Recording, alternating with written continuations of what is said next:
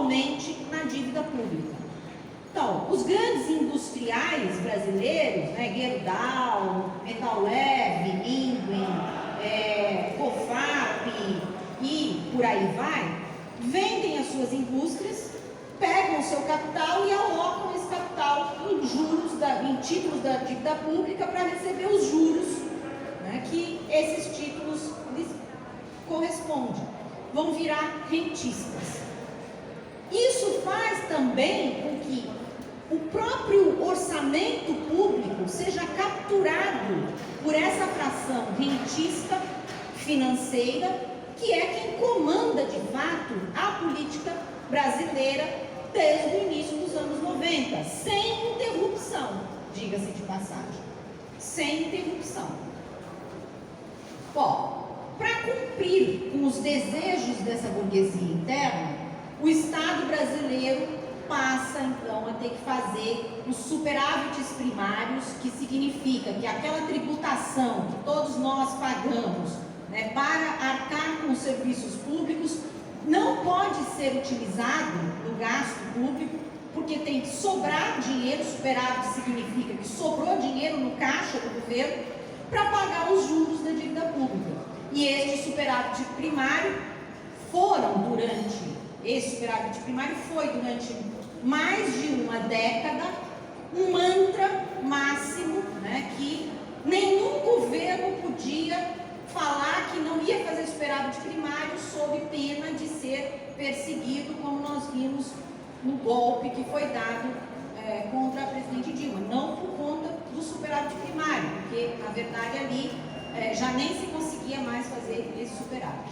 Mas isso vai impactar na própria estrutura de fornecimento dos serviços públicos e da universidade e da educação em geral. O terceiro aspecto importante, que diz respeito à dinâmica do capitalismo no Brasil, é que o capital, para se reproduzir, ele precisa produzir mercadorias, explorar a classe trabalhadora. Se não estão mais produzindo as mercadorias industrializadas por conta da desindustrialização e da nova inserção do Brasil na divisão internacional do trabalho, o capital passa, então, a alocar os seus recursos em serviços que são públicos, mas que têm que deixar de ser público para se transformar em mercadoria. E a educação é um destes setores da sociedade, não só a educação, mas a educação e a saúde. São dois espaços da vida social e da sociedade que vão ser tensionados pelo capital para que o Estado se retire do fornecimento desses serviços ou precarize o fornecimento desses serviços de tal forma que ele se torne mercadoria. Ele tem que ser vendido no mercado, portanto é um espaço de acumulação de capital. E esse foi um processo que nós também observamos ao longo destas últimas 3 décadas.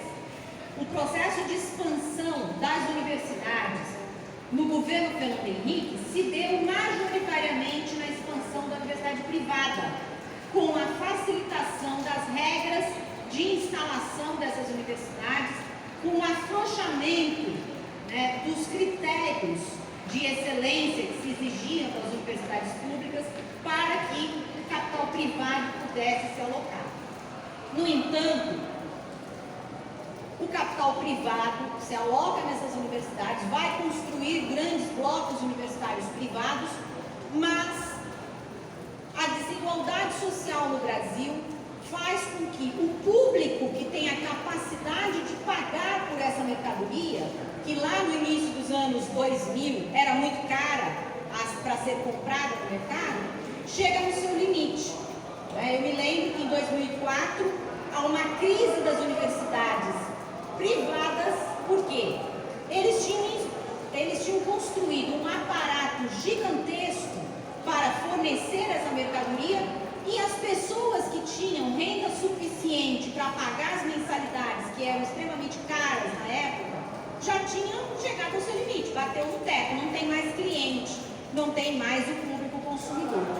Nisso, o próprio Estado, e aí já com o governo de conciliação de classe do PT, vai suprir mais uma vez a necessidade Universidade do Capital ao instituir o ProUni, que faz com que o dinheiro público é destinado à iniciativa privada com um discurso de que é para universalizar o ensino superior para a grande população brasileira, que não tem recursos e etc.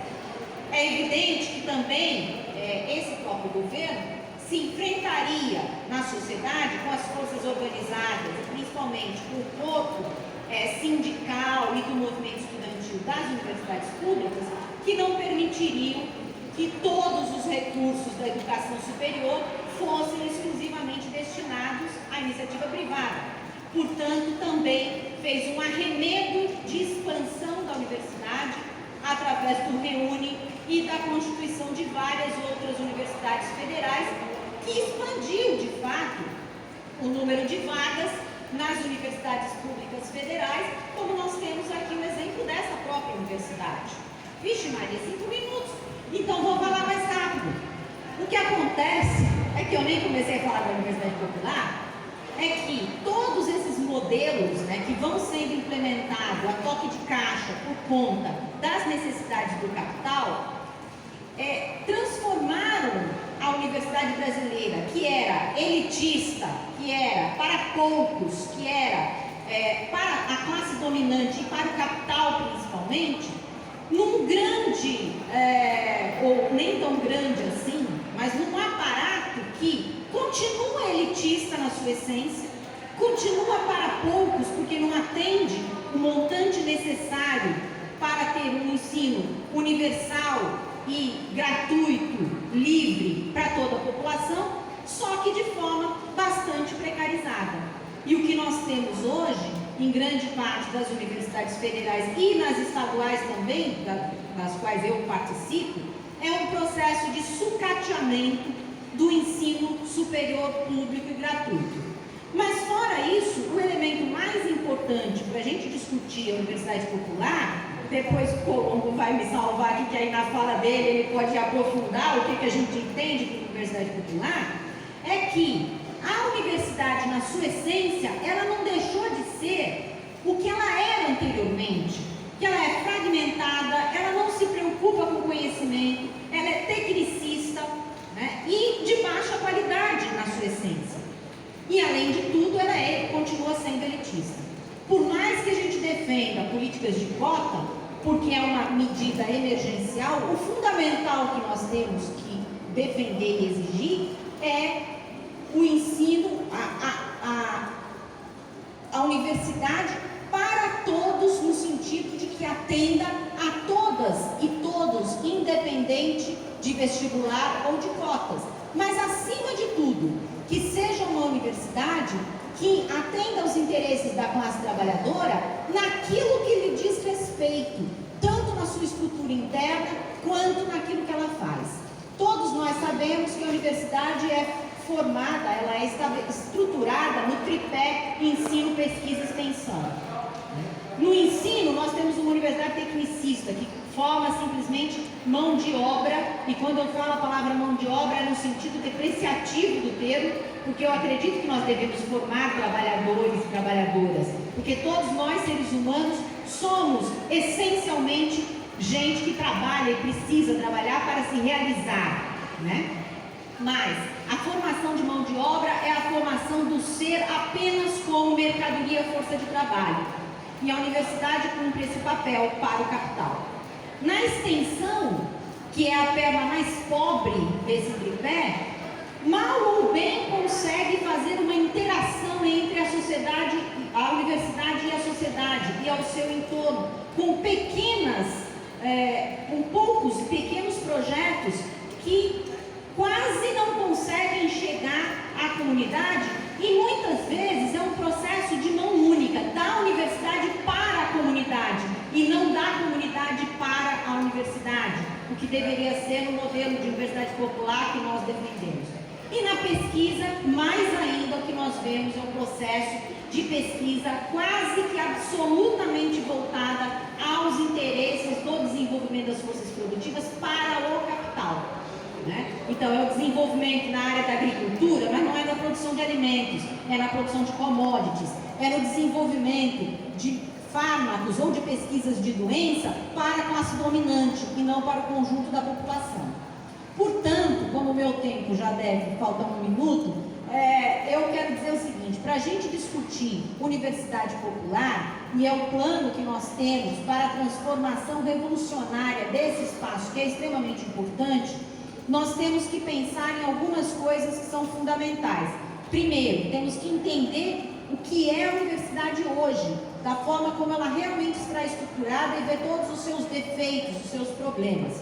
Em segundo lugar, pensar que a universidade pública, gratuita e com acesso integral a todas e todos tem que ser defendida imediatamente, não só após a revolução, né? Ela tem que ser um plano nosso do dia a dia, uma defesa imediata que a universidade ela tem que atender a todas e todos que precisam. Terceiro, que tem que ter um ensino integral e não compartimentado em diferentes faculdades, né, ou processos individualizados de conhecimento que simplesmente servem para a formação de mão de obra, de força de trabalho, mas que seja um espaço do conhecimento. E em quarto lugar, que a gente tenha uma estrutura interna da universidade com uma estrutura conselhista, que não seja burocratizada e que tenha autonomia no processo de ensino, de pesquisa, de extensão e de gestão. Mas, acima de tudo, na conjuntura em que nós estamos, é fundamental a defesa da universidade pública, gratuita, financiada pelo Estado, com concursos públicos para professoras, professores e técnicos, com reconhecimento do trabalho de pesquisa como trabalho, né?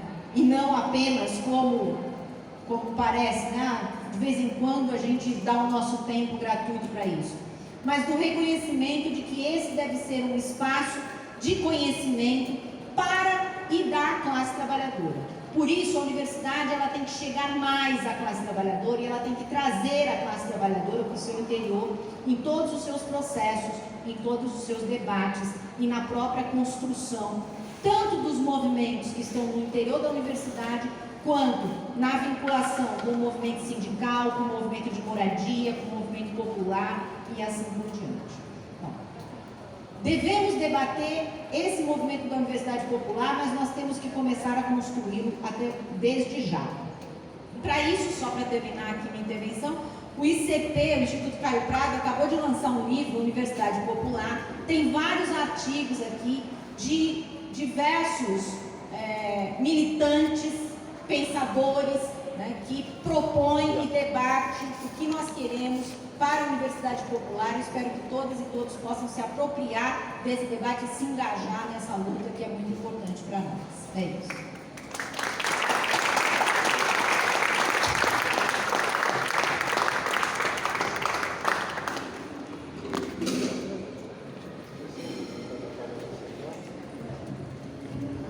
Boa noite, camaradas, companheiros e companheiras. É uma satisfação estar aqui em Santos com vocês hoje. Minha primeira atividade com minha futura presidente, Sofia Manzano, que também marca. E é legal vir para cá que a gente já desce com ódio de classe alimentado, né? Pagar um pedágio de R$30,20 dá um ânimo para a pré-campanha. Falar, a gente tem que ganhar para acabar com isso, que é inaceitável para a classe trabalhadora, né? Bom, queria pegar o aspecto final da fala da Sofia para dar uma continuidade, da gente olhar a universidade brasileira, né, na sua perspectiva também estrutural, né, dos seus problemas que traz desde sua formação. A universidade tem sua expansão no capitalismo que caminha para e passo com os processos, né, de urbanização e industrialização. Então ela vai atender, né, uma demanda de setores, né, que vão se urbanizando, né, que vão reivindicando um ensino superior, mas também atendendo as necessidades do capital na formação de quadros, né, técnicos, administrativos, superiores, gerenciais, enfim, que se estratifica, né, assim como é perceptível na qualidade, né, no Brasil, sobretudo, na diferença, né, na desigualdade que a gente tem de qualidade de investimentos entre diferentes setores, né, em diferentes universidades. Isso já estratifica muito o que o capital demanda. né? Bom, isso se daria pensando no desenvolvimento da universidade no capitalismo de uma maneira clássica. No entanto, no Brasil, a urbanização ela não ocorre com um processo expressivo de industrialização que amplie essa demanda e a necessidade do próprio capital de expandir as universidades para formar quadros, para produzir ciência e tecnologia. Se a gente pensar, bom, são 380 anos da nossa formação, mas uma sociedade escravista colonial. Para que servia a universidade? Não tinha universidade nesse período. A formação da universidade brasileira é muito tardia, né? E se forma, a primeira universidade do país, a Universidade de São Paulo, se forma como um conglomerado de faculdades, que expressa muito bem o que a Sofia tratou, né? É uma fragmentação do conhecimento, né? Então, eu me formei na USP, lá na Exalc. Então, é a Escola Superior de Agricultura Luiz de Queiroz. Existia antes da USP. Tem a Faculdade de São Francisco de Direito, lá no Largo de São Francisco, São Paulo. Tem a Escola de Medicina. Então, vamos juntar tudo isso aqui e fazer uma universidade? Então, elas mantêm essa particularidade, essa individualidade muito maior. Então, não surge também como um projeto, né, de universidade que busca o universal, até na própria produção do conhecimento, ou que busque materializar, né, é um projeto de país que busca integrar todas as classes sociais. Então, isso marca muito o caráter elitista da universidade brasileira também. Mas isso vai levar esse descompasso que vai ser uma demanda latente, né, e aí, sobretudo para a juventude, o acesso, né, à universidade nunca vai estar se acompanhar. E por outro lado, na parte de ciência e tecnologia, a gente nunca vai ter o desenvolvimento da universidade também voltado, né, para as necessidades do próprio país. Porque mesmo como a gente faz a industrialização, né, tardiamente, a gente importa tecnologia, a gente importa os técnicos. A própria Universidade de São Paulo, seus primeiros professores são importados, né, fazendo uma brincadeira, mas essa é a verdade. Então tem esse processo que é bem descompassado, né, que leva então a uma grande demanda por vagas, uma latência, o que faz nesse aspecto da popularização do acesso, que não é o que torna uma universidade popular, né, acho que é bom diferenciar isso, mas uma luta histórica na sociedade brasileira, né, que vai ter que vai se expressar em muitos momentos, né, como se expressou nos anos 60, quando se expressa no final da própria ditadura, nos anos 80, nos anos 90, nos anos 2000. As respostas para isso, a Sofia já disse, a FHC resolve expandir no privado, né? Por mais que se expandiu as universidades, né, no governo do PT, não muda a dinâmica, né? A proporção continua a mesma, é mais ou menos 25% das vagas em universidades públicas e 75% nas universidades privadas. Então manteve essa mesma dinâmica, buscando ter essa resposta. Mas isso leva a uma outra consequência para a juventude que é muito dramática, que é, por mais que tenha expandido a universidade, não mudou a lógica que fazia ter poucas vagas na universidade brasileira. A gente não passou a ter um desenvolvimento, um projeto que se voltasse para o próprio país, porque a nossa burguesia não está interessada nisso. Para começo de conversa, a gente continua dependente industrialmente, científica e tecnologicamente. A conjuntura, inclusive, é explícita nesse sentido, né? Com um processo de desindustrialização aqui no estado de São Paulo, isso é muito forte, né? O saqueio, a entrega do nosso patrimônio, a Petrobras marca isso, né?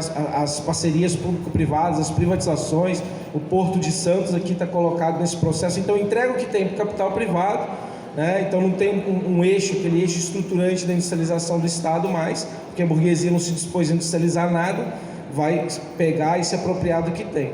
Mas isso leva a uma baixa absorção depois no mercado de trabalho.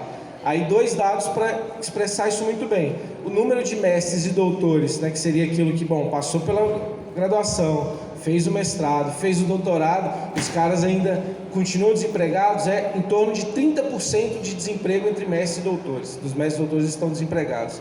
Isso é importante também para acabar com aquele discurso liberal, porque não tem emprego porque o cara não é qualificado. A burguesia adora falar isso. O problema do desemprego no país, não, Sofia? Porque precisa qualificar a mão de obra, aumentar a produtividade do trabalho. Que aumenta a produtividade do trabalho não é a formação, né, técnica ou universitária, né? Então, e aí um outro aspecto que vai se colocar dessa baixa inserção, absorção no mercado de trabalho depois, é que a gente tem um recorte também racial nesse aspecto, né? No estado de São Paulo, a juventude entre 18 e 24 anos, mais de 30% não estuda nem trabalha, né? Então nem está na universidade, seja ela pública ou privada, nem tem nenhuma forma de emprego, né? E aí, para lidar com isso, né, a gente, para atender um pouco a demanda para a universidade, a gente precarizou um monte, né, fez os tubarões do ensino, e por outro lado, para lidar com a questão do elevado desemprego, o que a gente trata? Empreendedorismo, né, inovação. Na própria universidade isso tem expressões, né, das incubadoras de empresas, das empresas júnior, que o problema está em você, né, que não sabe lidar com isso, que não sabe empreender, ou que não atende às necessidades do próprio mercado. Mas então, só acho que para posicionar esses aspectos, que é muito importante da gente tratar da universidade de uma maneira mais ampla, que acho que coloca a primeira característica da universidade popular. Ela não é um projeto que se faz fechado dentro dos muros da universidade, porque o que limita a produção de conhecimento da universidade brasileira, o que caracteriza sua dependência científica e tecnológica, o vestibular, que é um grande funil um fator de exclusão do acesso à universidade, limitante ao acesso à universidade, eles não se resolvem só na luta interna, mas eles se resolvem na luta aliada à classe trabalhadora, porque é necessário uma transformação tão radical que põe abaixo as próprias estruturas que colocam, né, e estruturam a universidade brasileira enquanto dependente, né, enquanto insuficiente para atender as demandas, né, da maioria do nosso povo e as demandas de um projeto de desenvolvimento para um país. E como a burguesia que tem o poder não está interessada nisso, depende sim dos estudantes, professores, funcionários estarem articulados para fora, né, com as classes populares que não estão dentro das universidades, né, e com os trabalhadores que também estão organizados nos seus espaços de trabalho. Um segundo aspecto, e aí mais conjuntural, mas que se relaciona muito também, né, no âmbito de toda a conjuntura, né, sobretudo após o golpe, mas antes, né, a gente já tinha a política de austeridade, né, com Joaquim Levy, que na época ganhou o apelido de Joaquim Mãos de Tesoura, né, mas é uma política que se constitucionaliza com Michel Temer, com a emenda constitucional do teto de gastos, e tem uma diversidade de implicações para os estudantes, né, e para os professores dentro da universidade. Então, a precarização das políticas de permanência com isso, o drama que está sendo os restaurantes universitários agora no retorno, né, às aulas. Eu estudei, né, e trabalho numa escola de agronomia, que é a Exalc, é uma das principais da América Latina, não está sem restaurante universitário. Então, os estudantes da moradia estudantil que estão mais sofrendo, fizeram alto e pautaram, né? Não é mole não, escola de agronomia, mas falta alimentação, né? Isso também mostra esse descompasso, essa falta de sincronia que a Sofia apontou na conjuntura mais ampla de que a gente produz commodity, mas não abastece, não alimenta o nosso povo. Isso também está dentro da escola de agronomia e demonstra como a universidade, ela não é uma ilha, ela não está isolada, ela responde, ela reflete em alguma medida, óbvio que com particularidades e determinações próprias, né, a sociedade, as suas contradições e as suas lutas de classe, né? Para os professores e funcionários, as políticas de austeridade fiscal têm se apresentado numa elevada precarização das condições de trabalho, né, com falta de concurso público, então um elevado déficit de funcionários e docentes que leva, né, a uma sobrecarga, né, de aulas, de tarefas, que impacta também a própria pós-graduação, que passa a assumir, né, não sei se tem algum pós-graduando ou pós-graduando aqui, sempre falo da pós, porque eu fiz a Associação Nacional de Pós-Graduandos, né, que impacta, que vai assumindo várias tarefas, vai ministrando disciplinas, corrigindo provas, se responsabilizando, né, pelo próprio laboratório, para suprir esse déficit de professores que faz parte da precarização da universidade pública brasileira, que cumpre um papel estratégico na austeridade, que é apontar o quê? Não tem dinheiro público, porque trata um orçamento do Estado, né, como uma economia doméstica, então não dá para investir, porque tem toda a política de austeridade fiscal, e não é só a emenda constitucional do teto de gastos, mas Sofia pode falar isso muito melhor que eu, e vão apresentar a única solução a gente, de vez, subordinar a universidade aos interesses privados, ao financiamento privado. É só o financiamento privado que pode salvar a universidade. Então isso justifica diversas políticas de privatização, parcerias público-privadas, que vai afastando possibilidades, inclusive, de avançar a luta popular dentro da própria universidade. Eu acho que uma outra característica é esse elevado índice, eu não vou me aprofundar muito aqui, que a Sofia tratou bastante disso, da mercantilização da educação, que vai restringindo também, se tem um lado, né, do próprio crescimento das universidades privadas, dos tubarões de ensino, mas também uma mercantilização que vai reduzindo a capacidade da universidade de fato produzir e debater o conhecimento, de debater as grandes questões postas para o país, ou mesmo na área em que está se formando, e vai se afunilando cada vez mais para atender aquilo que o mercado, que as empresas monopolistas daquele setor, né, necessitam. Eu estou na escola de agronomia, isso é muito visível, né? Não se forma ninguém na Exalc que pense a questão agrária ou que pense o que tem que ser a produção no país. E um outro aspecto da mercantilização é na própria capacidade de produção de ciência e tecnologia. Porque se a gente defende uma produção de ciência e tecnologia popular, né, que atenda e que se volte para resolver, né, os problemas de transporte, os problemas de abastecimento, transporte que eu comentei do pedágio, mas também o caos urbano que toda cidade média e grande, né, vive em todo o país, né, a questão do abastecimento urbano, a questão da moradia e a questão urbana, né, de uma maneira mais ampliada, a questão da saúde.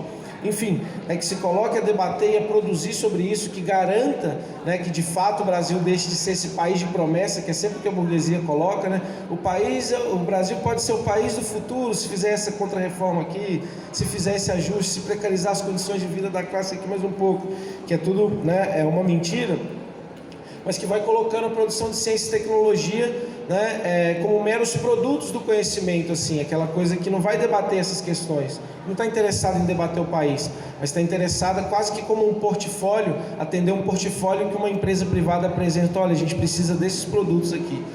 E aí o professor que se dispõe a fazer isso passa até a ser valorizado, porque ele vai conseguir levar verba para dentro da universidade que não tem.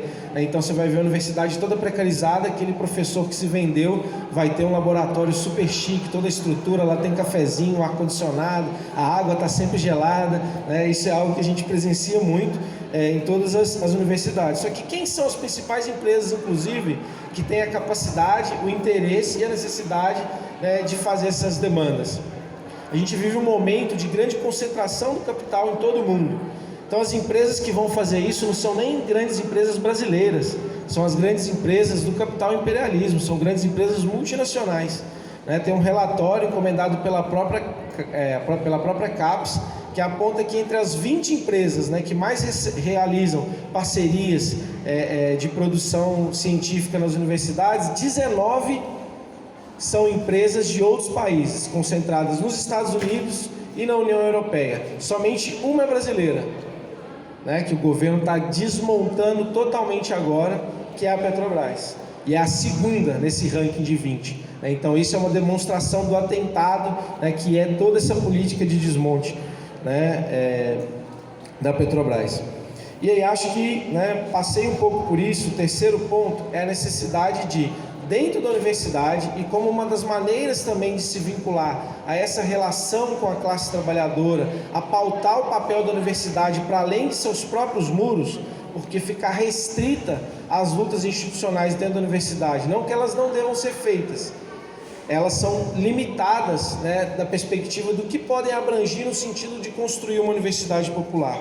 É conseguir fazer essa conexão entre esses problemas da formação, da restrição do acesso, da produção de ciência e tecnologia, de pensar um projeto de país desde aqui.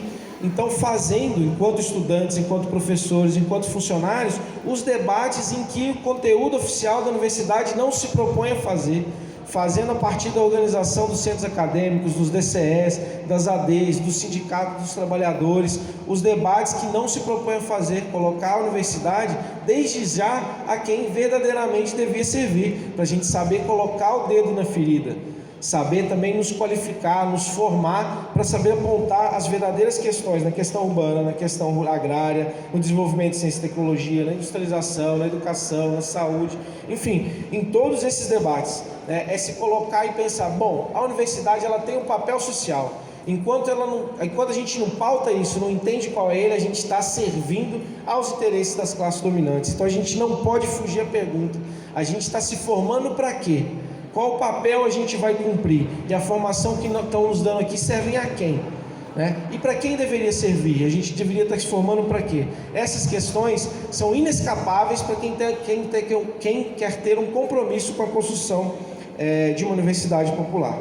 Então, algo que já apontei, mas para encerrar, é apontar esse caráter de aliança, com a classe trabalhadora, do movimento estudantil, da juventude, que compõe sobretudo a massa da universidade, mas que inclusive empolga os professores para a luta. Fala aí, Sofia, é mais difícil construir os sindicatos quando o movimento estudantil não está em ascensão.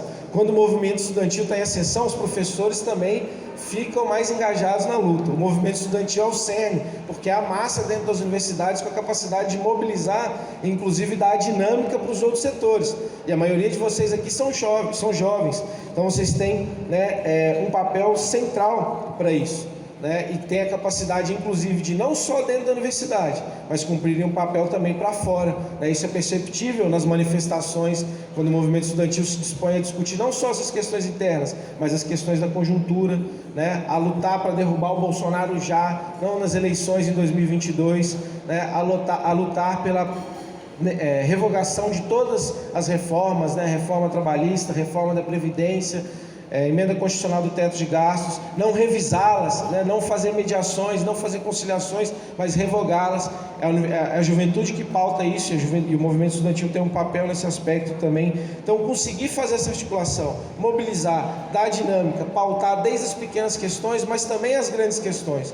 Colocar que, olha, a universidade brasileira tem um papel a cumprir, e hoje ela não cumpre esse papel. Hoje ela reproduz a miséria, que é a própria realidade brasileira, que é o que a burguesia nos entrega, né? Que é uma realidade perceptível a todos, de 116 milhões de brasileiros e brasileiras com insegurança alimentar, aumentando as pessoas em situação de rua, o déficit habitacional, né? Que o déficit habitacional a gente pensa que são as pessoas em situação de rua, mas o déficit habitacional é sobretudo, isso é mais significativo quando a gente chega no início do mês e pensa, putz, eu vou pagar esse aluguel agora e vou ficar no vermelho o restante do mês. É ter essa dificuldade para pagar o aluguel. Isso, você está em déficit habitacional. E boa parte da classe trabalhadora brasileira está. Porque não se resolve, porque isso se discute, né, na engenharia civil, né, na arquitetura e urbanismo, essas questões dessa perspectiva. Não, o que se coloca é formar os engenheiros para as grandes empreiteiras, para os grandes projetos, né, não para resolver e tratar, né, essas questões que são tão caras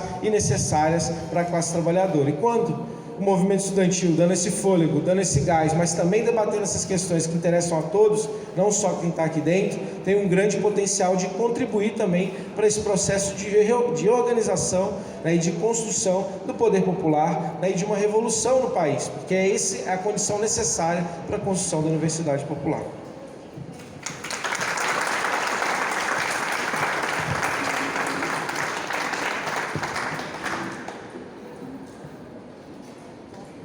Boa noite, gente. Primeiro, dificuldade de falar, né? Depois de Sofia e Colombo, mas quero começar dizendo como eu estou feliz da gente ter conseguido fazer essa mesa, estarmos aqui no espaço da Unifesp, agradecer aos camaradas pela disponibilidade, por terem vindo até aqui, agradecer a presença também de quem está aqui numa sexta-feira à noite, bombando no debate da Universidade Popular, e é isso aí, né? Um debate extremamente importante para aqui, para a gente que é da casa e está enfrentando as dificuldades da Unifesp, e também para a nossa conjuntura, como os camaradas já pontuaram. Eu quero agradecer também ao professor Marcelo Roman, que conseguiu fazer a reserva aqui no espaço para a gente. Uma grande contradição aqui da Unifesp é que o estudante não pode reservar o saguão, né? Então a gente depende aí desse diálogo, né, que é também necessário para a construção do nosso movimento aqui, o movimento estudantil e o movimento sindical. E aproveitar também essa oportunidade para me apresentar primeiro. Eu sou Beatriz, eu estudo psicologia aqui na Unifesp. Sou diretora de Universidades Públicas do SES, que é o Centro dos Estudantes de Santos e região da Baixada Santista, pelo MUP, que é o Movimento por uma Universidade Popular. Também sou militante do MUP Unifesp, que tem sido construído aqui desde 2020 na Unifesp. Mesmo sendo um movimento nacional, a gente tem conseguido avançar na construção aqui desde 2020. Sou militante da UJC, a Juventude do Partido Comunista Brasileiro, e de tantas tarefas, assim, né, na hora que eu fui parar para fazer a apresentação, eu lembro que antigamente eu me apresentava como conselheira de graduação, conselheira de campus, porque uma porção de tarefa que já consegui tocar aqui dentro da Unifesp. E isso é interessante porque a gente consegue acumular também, enquanto MUP, quais são as dificuldades e como que a gente avança nessa linha que a camarada Sofia e o Colombo já colocaram aqui. Mas Queria só fazer o último ponto de apresentação, que é um pouco de uma novidade. Estou aí com mais uma tarefa, né, pelo partido, de ser pré-candidata a deputada federal. Foi lançado aí recentemente. E é com muita seriedade, uma pré-candidatura que está vindo aí fruto de acúmulos por toda a militância, pela Célula de Santos, e aí colocar também a responsabilidade histórica, né, do partido que está completando esse ano 100 anos de história, de luta, e dizer que a gente está aí lançando essa pré-candidatura com muita disposição para a luta, para a gente conseguir apresentar claramente, né, aproveitar esse momento das eleições, um programa comunista para o estado de São Paulo e para o Brasil também. E aí colocar aqui, eu fiquei pensando a questão, né, do lançamento da pré-candidatura com a mesa de hoje, vi que muita coisa bate, até porque essa pré-candidatura, ela nasce, assim como a pré-candidatura da camarada Sofia e do Colombo, com a necessidade e o objetivo da gente conseguir atuar como ferramenta para a classe trabalhadora e fomentar a mobilização cada vez mais, né? E não vai ser diferente quando a gente pontua sobre a necessidade da gente fazer uma defesa imediata da educação pública, né? E apontar para um alto compromisso técnico, social e científico de acesso universal à nossa universidade, à universidade brasileira, né? Combatendo de frente os monopólios da educação e exigindo políticas públicas de permanência que elas sejam maior em quantidade e em qualidade, né? Aqui o campus da Baixada Santista, a gente fala de permanência o dia inteiro, o tempo todo, porque, enfim, né? Também não é algo que está restrito aqui ao nosso campus, nem à nossa universidade. Quero trazer algumas pontuações sobre isso, a respeito da conjuntura, que é necessário a gente olhar para ela, olhar criticamente para como que nasce a universidade, esse polo, quando a gente olha para a USP, por exemplo, de formação de quadro da burguesia e outras instituições também que atuam para a formação da nossa classe trabalhadora, uma formação técnica e ideologicamente, que é para a continuidade desse enquanto classe oprimida, né? E aí trazer algumas pontuações sobre a universidade aqui na Baixada, as universidades que a gente tem, que, como eu disse, né, a gente não precisa ir muito longe. A gente tem a Unesp aqui em São Vicente, a gente tem o polo da USP aqui em Santos também, com cursos altamente estratégicos, o campus do IFE em Cubatão, e o cenário é esse, né, de desmonte, aprofundado por esse governo neoliberal que a gente está vivendo agora, e que tem se colocado a favor dos grandes oligopólios da educação e também e a gente vê isso, né, de uma forma tão descarada e tão concreta quando a gente vê a proposta do Futurice. Futurice 1.0 e o Futurice 2.0 também. E aí que a gente vê também uma maior expressão com a aprovação da Emenda Constitucional 95. E aí relembrar que aqui a gente olha para um lado, olha para o outro, a gente vê os muros da universidade pichados com várias palavras de ordem do movimento estudantil por conta de uma ocupação em 2016 fazendo frente à proposta, né, que antes era uma proposta de emenda constitucional. E aí, colocar um pouco na prática, quando a gente olha para o cenário da Unifesp, desde 2018, por exemplo, eu ingresso na universidade no meio de uma greve, porque, mais uma vez, início de ano, haviam-se cortes nas verbas que mexiam diretamente com a permanência estudantil, com a bolsa do PIBIC, do PIBIX. Então, são questões que a gente vê em 2018, 2019, aconteceu antes de 2018 e continua acontecendo. E é essa estrutura da universidade burguesa que a gente está colocando em xeque e apresentando um programa que faz frente a isso. E aí, quando a gente vê Bolsonaro e Mourão, que chegam para colocar em curso com uma velocidade maior ainda esse projeto de desmonte, de precarização, intensivado também pela crise sanitária que a gente acabou de viver, né? O Colombo, ele fala sobre a questão do retorno, mas eu queria falar um pouquinho antes do que foi esse período de pandemia para a gente, né? Quando a gente fica 2 anos em casa, aqui na Unifesp, por exemplo, a gente viu o EAD avançar de uma maneira gigantesca quando se aprovam as ADEs, né? O regime remoto, mas pela portaria, até dei uma colinha aqui, 343, e isso foi uma questão no território nacional, mas aqui na Unifesp foi aproveitado para que nesse momento em que os estudantes não podiam estar aqui fazendo grandes assembleias, como a gente sabe que a gente lotava aqui o espaço, estar em contato com os professores, contato com os sindicatos e saber o que estava acontecendo mais aprofundadamente na Conjuntura Nacional, passa-se no PDI a aprovação do EAD dentro da Unifesp, né? Em um período que a gente estava, lançou um formulário, não sei quem aqui lembra, e que saíram dados alarmantes de como estava a vida do estudante aqui, né? E a gente viu também, a gente acompanhou a Unifesp em contato com outras universidades federais e questões muito parecidas, né? O aumento do sofrimento psíquico, a perda de renda, muitos estudantes precisaram se colocar de uma maneira imediata no mercado de trabalho durante a pandemia, enquanto a universidade falava para a gente o tempo todo, fique em casa, e a gente sabia que a gente precisava trabalhar por conta desse período de crise, não só sanitária, mas política e econômica.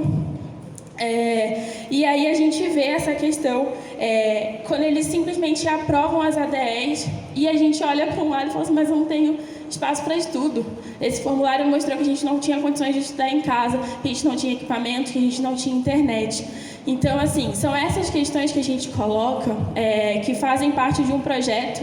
Não dá para a gente também, várias vezes a gente está conversando com o estudante fala, mas é normal, acontece, está acontecendo na minha vida, está acontecendo na vida do meu colega, mas a gente precisa colocar que o nome disso é um projeto, né? E aí colocar agora a questão do retorno, então, né?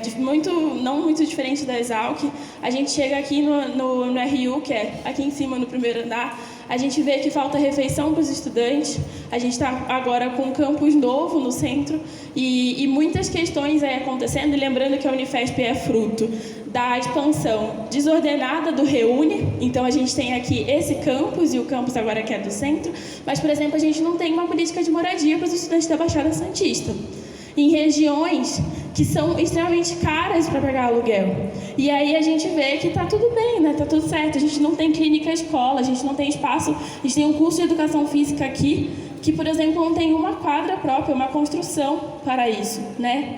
E aí é sempre a gente olha e pergunta, mas falta verba, mas falta aquilo. E a gente sabe que isso tudo faz parte de um projeto de desmonte. E para isso, também colocar assim, uma outra pontuação, que a gente tentou barrar o EAD, né? E agora uma outra briga que a gente tem dentro das universidades é o ensino híbrido. Porque a gente retorna, mas fica 50% em casa, 50% aqui.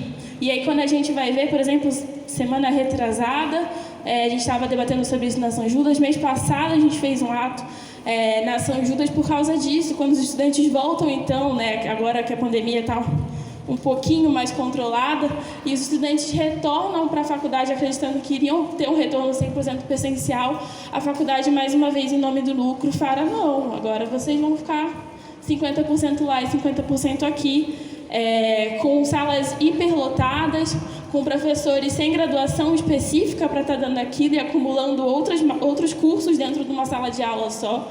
Então, são essas as questões que nós, estudantes, nós, trabalhadores da educação, os docentes, os terceirizados aqui da universidade também têm enfrentado, né? E para isso, a gente estava também, semana passada, numa apresentação do MUP, eu falei, eu gosto de caracterizar o MUP, né, como um projeto ousado.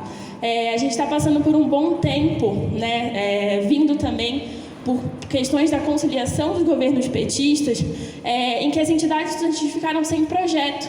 A gente está se acostumando a barrar todo início do ano o corte de verba, ou quando a gente perde uma bolsa específica, ou quando a gente vê que o teto caiu, não tem dinheiro para isso, a gente vai, se reúne, faz um negocinho e morre ali. Quando aquilo é resolvido, ou às vezes não é resolvido, a gente volta para casa, né? E aí eu falo que o MUP ele vem para fazer isso. É um projeto que a gente cria enquanto classe para bater de frente com esses grandes oligopólios da educação, né? E colocar assim uma grande tarefa que os estudantes têm hoje, que de tentar tirar essa questão desse movimento estudantil que só movimenta quando tem um problema, que só consegue encher a assembleia quando tem uma questão, mas colocar que a gente pode sim construir um novo projeto de educação, e é o projeto de educação, um projeto feito pela classe trabalhadora e para a classe trabalhadora, né?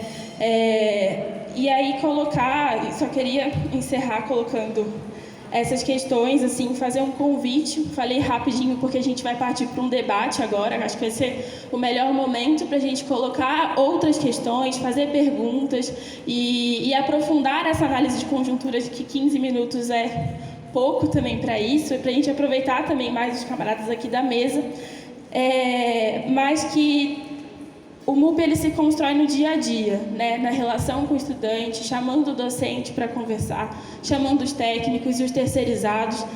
A gente costuma sempre responder que não precisa ser comunista para estar no MUP, precisa defender a universidade popular, né? Essa universidade, esse projeto que a gente tanto tem falado aqui na mesa, e quem está na Unifesp, e quem está também em outras universidades da Baixada Santista está começando a ver, opa, existe um projeto de educação, existe algo que faz frente a toda essa barbárie.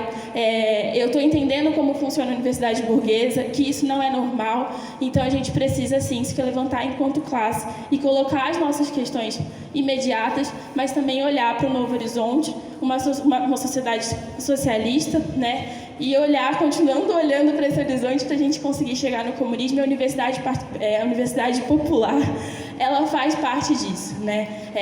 Também não adianta, a gente sempre também coloca que a universidade ela não é uma bolha.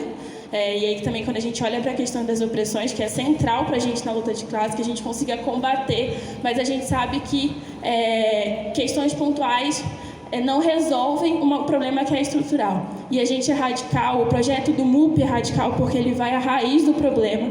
E a gente analisando essa conjuntura, que é o esforço que a gente está fazendo aqui nessa mesa, em tantos outros espaços, que a gente consegue transformar e colocar esse projeto em prática.